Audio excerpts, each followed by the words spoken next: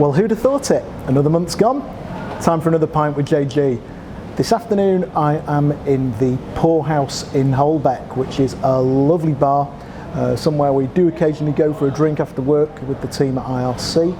I'm drinking a pint of Poor Man's Gold. Now, last time round I got a couple of emails from a couple of people saying wasn't enough talk about the beer other than this is nice, I can drink a load of it. So I am going to give you a little bit more of a critique. This is Poor Man's Gold. I'm not quite sure where it's brewed. I'll put some more details on the YouTube description box after the video. I'll do a little taste test of it now and I'll give you a genuine, honest appraisal.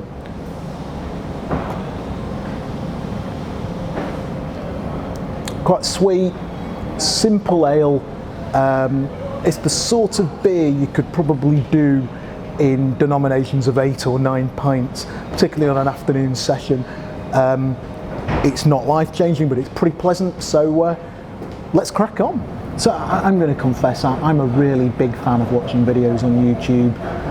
Maybe it's the 13-year-old teenage child inside me, but I do like doing it, and I like to see the funny ones. I like to see the ones like we had with the ALS challenge a few years ago, where the kid got covered in a bucket of water.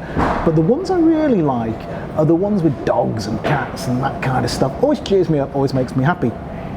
And the ones that I really, really like are the ones where you see people or human beings who look a lot like their dogs. Never ceases to make me laugh. Now, whilst I absolutely love to see videos of dogs that look like their owners or owners who look like their dogs, something I really find very unnerving is when we meet salespeople who have begun to act, walk, talk, and resemble the market that they sell to. Now, don't get me wrong here, one of the best salespeople I ever worked with during the course of my career was a lady who sold into public sector who was incredibly successful, worked for one of the major IT companies of its time. I remember very distinctly at the time, she used to have 2 cars, 2 handbags, 2 sets of earrings. So she had a Porsche, which she would do the school run in, and she had a Ford Mondeo that she would drive to particular councils or local authorities, where she would turn up so as not to create an overwhelming feeling of opulence on her part as a result of the fact that she was such a successful sales professional.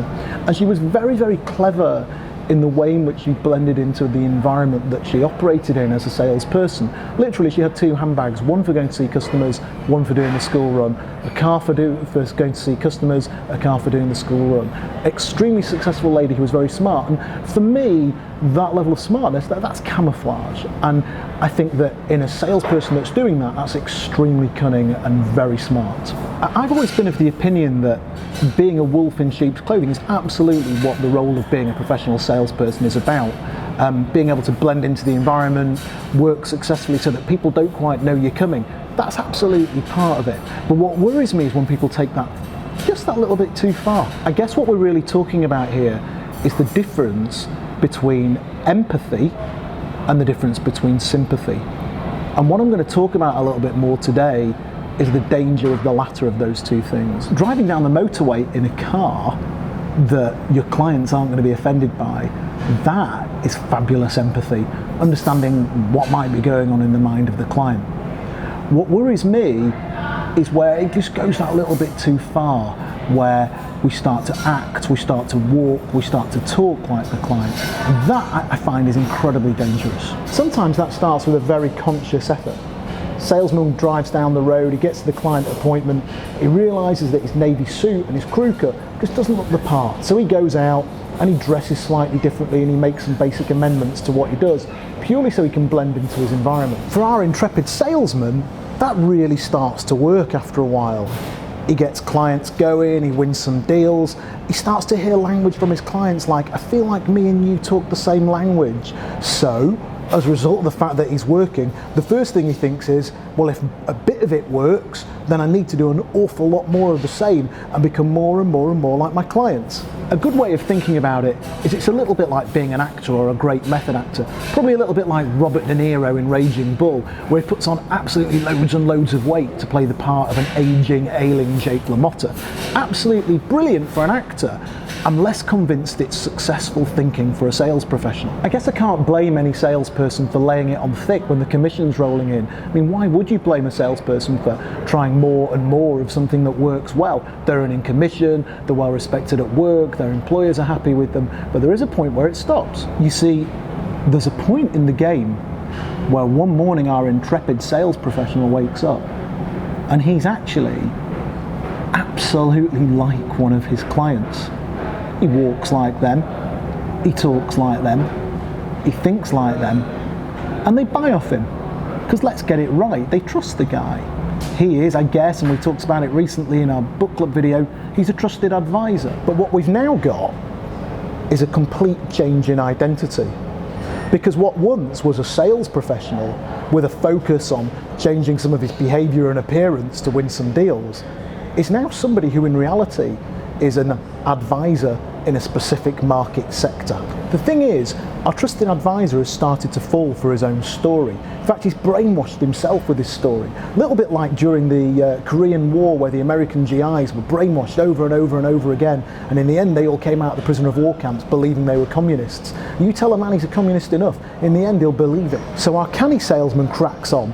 He's winning business, but every year he just seems to win a little bit less. But it's okay, because he's got a very tight circle now of people who will go to him based on how trustworthy, credible, warm and sympathetic he is to their problems, and hey, they buy off him because they love him and they respect him. The thing is though, by sympathising so much with his clients, by doing everything he can to become this wolf in sheep's clothing, by wearing the sheep's clothing for that long, he's forgotten that inside the clothes there was a wolf.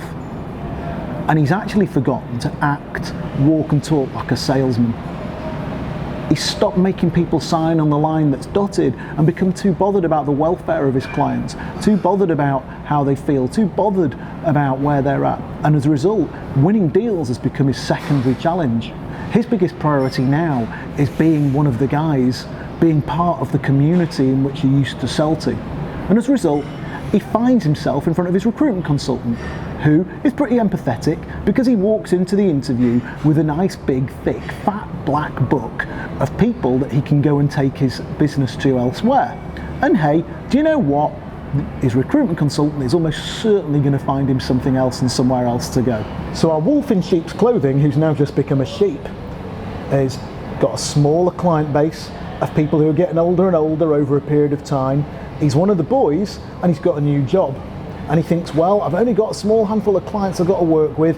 So the first thing he does, rather than brushing up on his old-fashioned selling skills and going out there and doing some cold calling, some social networking and bringing on some new prospective clients, is to get closer and closer and closer to the clients that he's got, and deeper and deeper and deeper into the method. One of the key areas where we see this happen an awful lot is in healthcare technology. People sell to the NHS. The people in the NHS are by nature not the most commercial, focused, hard-bitten and driven individuals out there in the world. And as a result, the salespeople start off, often you'll meet salespeople who are selling to the NHS or the healthcare environment who started off in commercial sales roles who end up in healthcare. And often they're recruited into healthcare because actually the decision makers who are recruiting salespeople in the healthcare market are often desperate to bring a little bit of tough bit and edge into their sales teams. So the guy comes in, he sells to the healthcare market, he goes and meets some doctors, some heads of clinical change, etc., etc. And before he knows it, he's doing everything he can to fit in and adapt. And only a year, 2 years in, you meet a salesman who in reality has started to look like his dog. We get very similar experiences with people selling into the security sector, for example, where they're selling to people like chief security officers who are often, to be fair and with all due respect to them, a little bit nerdy. Now the bad news for today is I'm afraid I just don't have an antidote to the problem. We've talked about it an awful lot in the office. How do people get round that element of what they do that makes them become like their clients, that then subsequently takes edge off them? I think the only thing that people can successfully do is undertake an exercise in personal self-awareness.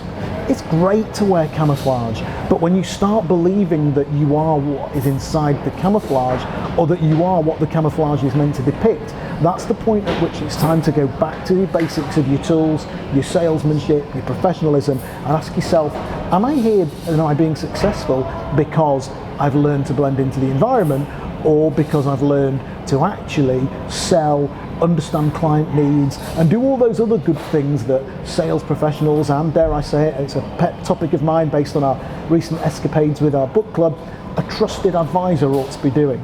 So I'm not going to keep you that long this week. It's another episode of A Pint with JG, another monthly video blog. I'm going to try and step up the schedule and knock out a couple more bits of content for you via video in the next couple of months. Look out next month, I believe on the 29th of June, we will be shooting the next episode of IRC Book Club.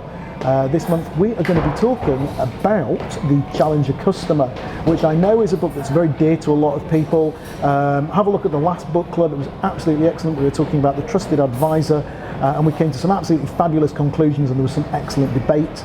So from me here at the Poorhouse in Leeds, cheers, enjoy, I'll see you in another month, enjoy the great weather, and I'll catch up with you then.